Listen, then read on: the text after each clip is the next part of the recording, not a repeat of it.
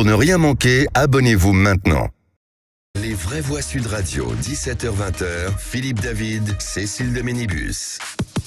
Bienvenue dans Les Vraies Voix. On va revenir juste quelques instants sur cette explosion dans le 5e arrondissement de Paris. La façade d'un immeuble s'est effondrée, plus de 200 pompiers sur place, au moins 16 blessés, dont 7 en urgence absolue. Et notre envoyé spécial Dario Davial a pris un témoignage au micro. Écoutez. J'étais chez moi, les fenêtres ouvertes, j'ai ressenti une énorme détonation, ça a tremblé.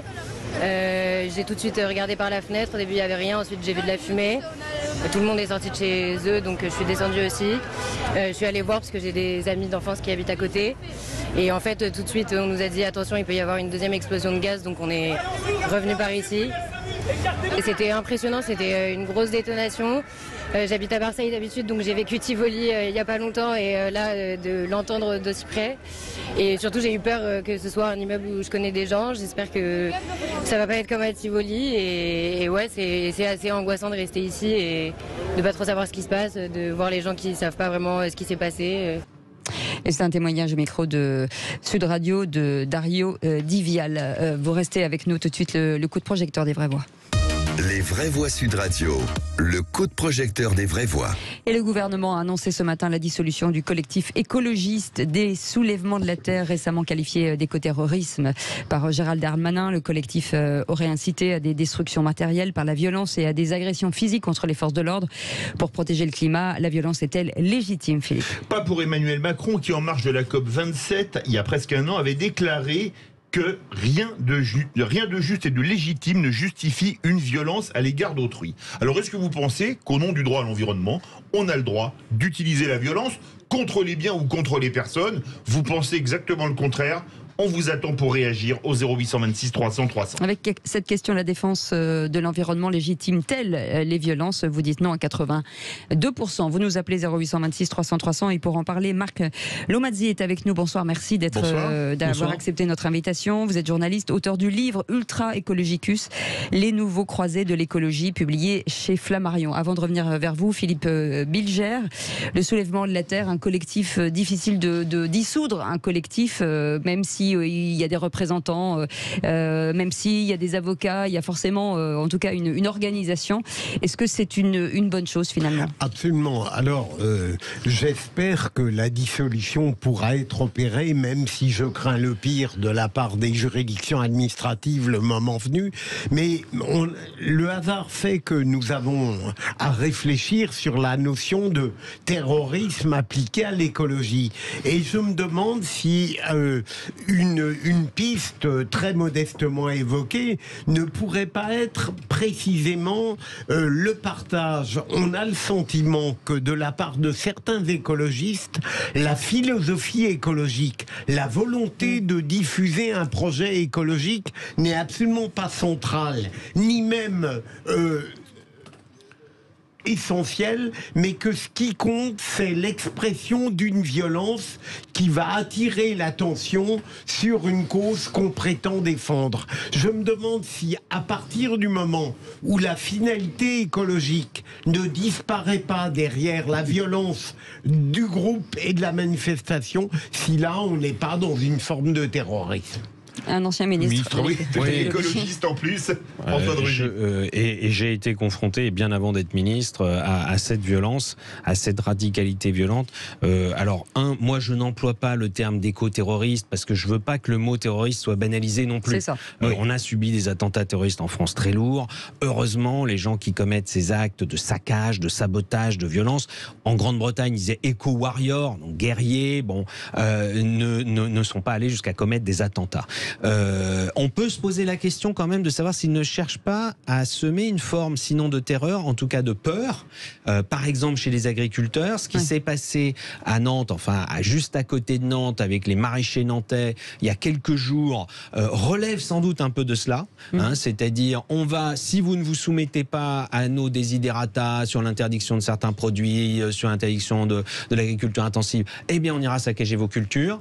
C'est évidemment inacceptable. Et moi, j'irais plus loin que ce qu'a dit encore Philippe Bilger. L'écologie n'est qu'un prétexte. Ces personnes-là, pour moi, leur combat, ce n'est pas l'écologie. Leur combat, c'est un combat anti-État, anti-entreprise, anti-capitaliste. C'est un combat d'extrémistes, extrême gauche, anard. Hein, c'est une espèce de pot pourri de combat qu'on a retrouvé sur Notre-Dame-des-Landes à une époque, qu'on retrouve sur d'autres sujets, qui se promènent d'ailleurs en France. Ça a été Sainte-Soline, bien sûr, avec le stockage de l'eau. Mais sur le fond, c'est dramatique parce que si jamais il venait à l'idée, à d'autres courants d'idées, de faire pareil.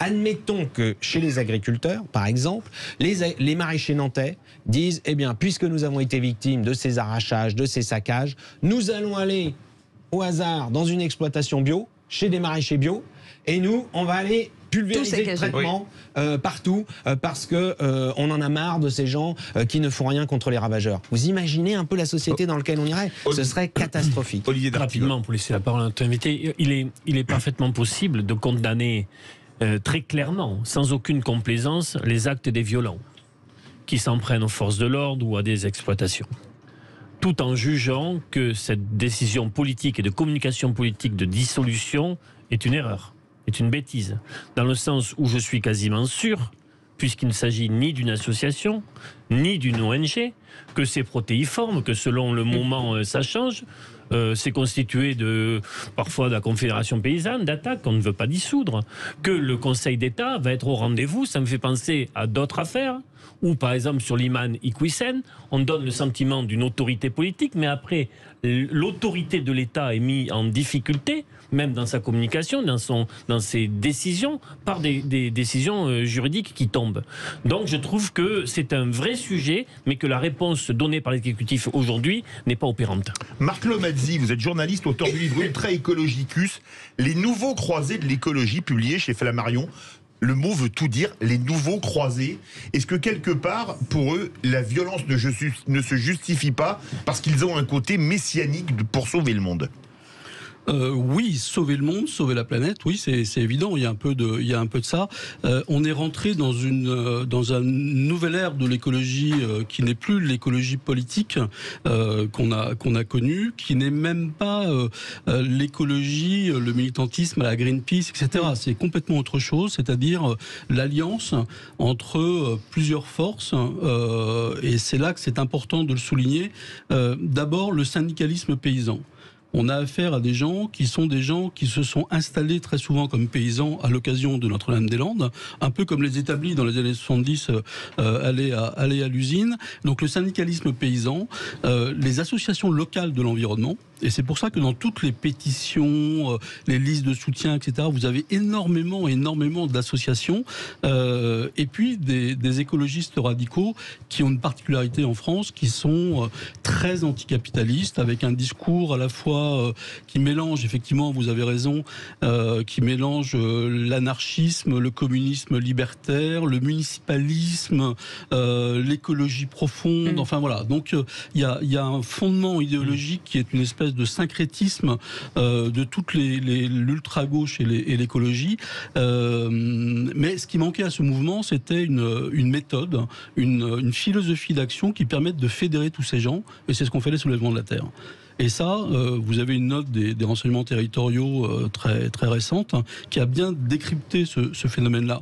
Pour vous donner un exemple, moi, pour ce livre que vous avez cité, j'ai été voir les renseignements territoriaux pour leur parler d'écologie radicale. À l'époque, ils m'avaient dit... Bon, écoutez, l'écologie radicale, franchement, nous, entre le nationalisme corse et le terrorisme islamiste, franchement, l'écologie radicale, c'est pas notre sujet. Ils ont progressé. Ils ont progressé depuis. Mais la menace... Et votre livre est récent, il date de 2022. Hein. Il date de 2022.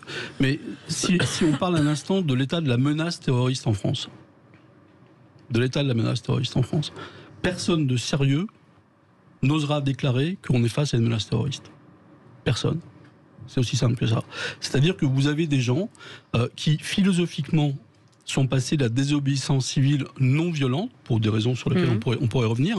C'est pas tellement parce que c'est des gentils. C'est parce que l'idée derrière, c'est que vous ne pouvez pas avoir un mouvement écologiste qui rassemble le plus grand nombre si vous êtes violent. Donc il faut la désobéissance civile non violente. Et puis vous avez en face de ça des gens qui ont considéré que c'était voué à l'échec, D'ailleurs, les marches pour le climat n'ont rien donné. Les actions symboliques ne donnent rien. Donc il faut passer à un autre stade, y compris de la violence, qui n'est pas une nouveauté dans le mouvement social. Dans le mouvement ouvrier, on a connu beaucoup de violence. On a connu les Gilets jaunes qui étaient extrêmement violents. Je ne reviens pas à la Révolution française. Bon. Mais bon, en tous les cas, des gens qui disaient il faut aller sur tous les terrains, du recours juridique à l'action directe. Si vous avez en face de ça un État ou un gouvernement qui décide d'aller sur ce même terrain-là, c'est-à-dire qu'à chaque fois qu'il y aura des violences, je vais faire de la répression brutale. Et on a vu effectivement à Sainte-Soline, par exemple, entre la première manifestation de l'automne et celle du printemps, on a multiplié les forces de l'ordre quasiment par 2. Et on a balancé sur les manifestants, sans trop de discrimination, je crois que c'était de l'ordre de 5000 grenades, dont des grenades explosives. Si vous allez là-dedans, vous risquez un mort. Si vous avez un mort, vous avez un martyr. Si vous avez un martyr, vous avez un mouvement qui va encore plus se durcir. Et 2, le résultat auquel vous arrivez, c'est que vous marginalisez ceux qui, au sein du mouvement écologiste, prônent la non-violence, et vous mettez en avant ceux qui prônent la violence, parce qu'au fond, vous vous retrouvez face à un dialogue entre les forces de l'ordre et les manifestants radicaux. Et au fond, on peut même se demander si ce qui s'est passé à Sainte-Soline, qui était un fait relativement isolé dans le combat de l'écologie radicale, c'est-à-dire l'affrontement très violent avec les forces de l'ordre, si ce n'était pas l'objectif poursuivi par les ultra-radicaux, c'est-à-dire monter d'un cran la violence, espérer qu'il va y avoir en face une réponse répressive très forte, ce qui va nous amener dans une spirale qui fait qu'ils vont dire ensuite, quand on débriefe en quelque sorte la manifestation, on explique aux gens, regardez, nous, on est venus, on était pacifistes, ils nous ont tapé dessus, donc il faut se défendre, et donc, oui, c'est normal d'avoir des capuches, et c'est exactement ce qui se passe. Philippe donc, Bilger. je termine juste là-dessus. Donc, ça signifie que Gérald Darmanin joue, pour des raisons qui me paraissent assez évidentes, un jeu dangereux. On verra la dissolution, ce que ça va donner sur le plan strictement juridique, mais il y a quelque chose qui se profile tout début août. Je crois que c'est entre le 3 et le 6 août, il va y avoir un grand rassemblement des mouvements écologistes sur le Larzac. On verra. Si vous avez 100 000 personnes sur le Larzac qui manifestent en soutien au soulèvement de la Terre, je ne crois pas que le gouvernement aura gagné grand-chose dans cette affaire. Philippe Bilger veut réagir. Mais dans le micro. Je voudrais vite poser ma question. Est-ce que vous n'avez pas l'impression que ce que vous avez décrit et tous les autres mouvements un peu sauvages, spontanéistes, des révoltes ponctuelles avec la violence, est-ce que au fond, ça n'est pas la succession d'antagonisme parce qu'on avait perdu les bonnes vieilles fractures d'antan? Je vais dire, à l'époque où la politique institutionnalisait les antagonismes, on avait le Parti communiste, on avait la lutte des classes, c'était confortable, on savait bien tout, les adversaires étaient... Et aujourd'hui, j'ai l'impression que c'est un immense chaos vindicatif. Non, il y a une réponse factuelle à votre question. Il y a une réponse vraiment factuelle, qui est que quand on observe les mouvements politiques radicaux, on s'aperçoit que l'extrême gauche et l'ultra gauche se sont écologisés, se sont verdis, tandis que de leur côté, les écologistes radicaux se sont rougis, si j'ose dire. C'est-à-dire qu'il y a une alliance classique, mais il y a une alliance aujourd'hui qui est opérationnelle et opérante entre l'ultra gauche et le mouvement écologiste radical. C'est très intéressant de voir que la France insoumise a un programme aujourd'hui, a dans son programme une dimension écologiste et de planification écologiste qui est en quelque sorte un débouché, qui pourrait être un débouché politique à toutes ces manifestations qu'on voit aujourd'hui. Et donc, c'est ça la réponse à votre question. C'est que, effectivement, à la lutte des classes à la papa, on substitue une lutte des classes puissance 10 parce qu'on y ajoute la dimension de l'urgence climatique qui est quelque chose qui traverse quand même profondément le pays. Vous avez en France, je pense, une majorité dans l'opinion pour déclarer que la situation est grave. Vous avez une minorité, mais une minorité très importante, qui considère que l'inaction politique doit appeler une réponse très forte. Et vous avez... dans les enquêtes d'opinion, une part non négligeable de la population qui est pour, y compris des actions violentes. Oui, et repris par les responsables politiques, hein, Sandrine Rousseau, que tout le monde confirme cette violence. François Rugy, est-ce que la dissolution, alors c'est pas une personne morale, hein, c'est un collectif, donc c'est assez difficile. Est-ce que ça veut dire que, ok, on va le dissoudre, et ça veut dire que dans 15 jours, peut-être, malgré ce que peut dire Olivier Véran, peut-être que dans 15 jours, 3 semaines, il y en aura un autre finalement? D'abord, moi je constate que, évidemment, malheureusement, selon les courants politiques, l'appréciation sur la dissolution n'est pas la même selon les circonstances. C'est ça. Je rappelle qu'il y a quelques mois ou un an, toute la gauche et même une partie de la majorité d'Emmanuel Macron réclamait par exemple la dissolution de Génération Identitaire. À ma connaissance, Génération Identitaire, que je ne défends en aucun point de vue et je suis en total désaccord avec eux, mais n'a jamais commis des actes de saccage ou d'affrontement violent comme ceux qui ont été commis par ceux qui se réclament de la bannière soulèvement de la terre. Ils ont été dissous. Ça a été dissous. Et eux étaient constitués en association. Donc l'intérêt de la dissolution, c'est un ancien ministre de l'Intérieur qui a été Premier ministre de François Hollande, Emmanuel Valls pour ne pas le nommer, qui m'a raconté un jour, il m'a dit l'intérêt de la dissolution, c'est de déstructurer un peu une organisation qui, bien sûr, va se reconstituer après, hein, mais qui va quand même, pendant un temps, marquer le pas parce qu'elle n'aura, par exemple, plus tous ses moyens financiers, etc. Là, on a des gens qui sont en effet plus subtils. Ils ne se constituent pas en organisation légale, on va dire. Oui, sauf qu'ils ont des comptes Twitter, ils ont des logos, ils ont un nom. Je peux vous dire, à Nantes, on a eu pendant des années une structure qui s'appelait Nantes Révoltée. Qui a commis et revendiqué des actes violents, y compris contre des élus, tout un tas de manifestations, etc.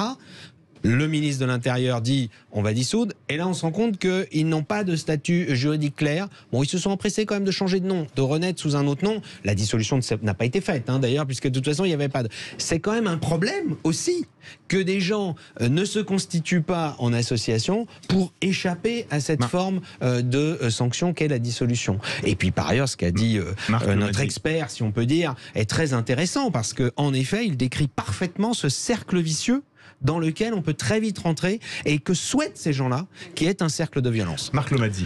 Je rappelle une chose, alors je parle sous votre contrôle, hein, mais je rappelle une chose à propos de Notre-Dame-des-Landes. Vous aviez, comme d'ailleurs aujourd'hui, on l'a bien senti, 2 lignes au gouvernement. Il y avait la ligne Manuel Valls, qui était ordre républicain.